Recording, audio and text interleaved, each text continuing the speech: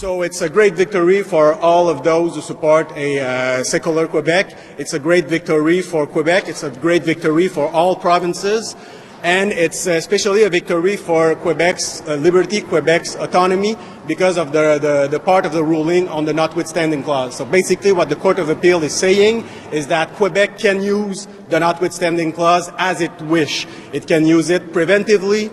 It can use it on targeting many sections of both charters. No problem with the use of the notwithstanding clause in Bill 21. And that's really important because we also have now the notwithstanding clause in Bill 96 and therefore in the Charter of the French language. So that's a victory for secular Quebec. That's also a victory for French Quebec.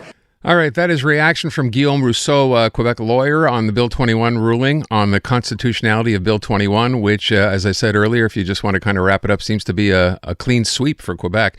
Kelly Greig, CTV reporter, is in Quebec City. Kelly, thanks for taking a minute here. Fill in some blanks for us, can you? First of all, am I right when I say that? Did they lose on anything here? The Quebec government really was the big winner. So there were 3 judges involved in this Court of Appeal decision. It is a unanimous decision, and it essentially says that Quebec, as that clip said, can use the notwithstanding clause preemptively, can use it as it wants to. So that is the major ruling coming out of this. Also, more specifically for the EMSB, because the EMSB, if you remember, was exempt from part of Bill 21. That was a part of a ruling back in 2021 when the first appeal went in, and now they are involved with this, and it essentially Bill 21 will be applied to English Montreal school boards as well.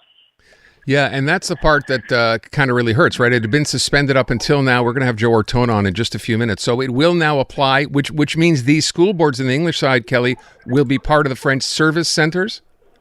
Not quite, no. So that's Bill 40. That's a different law. So Bill 21, they couldn't hire teachers that wore religious symbols. That's part of Bill 21. Oh, okay, sorry. And so that was actually stayed by the court. That was over the first Court of Appeal ruling said that, there's minority language rights. The English Montreal school boards and school boards in Quebec can hire teachers who wear religious symbols. Mm-hmm. Now that has been reversed. So now they do have to follow within Bill 21, and they cannot hire new teachers that wear a religious symbol. And what happens to the teachers already there?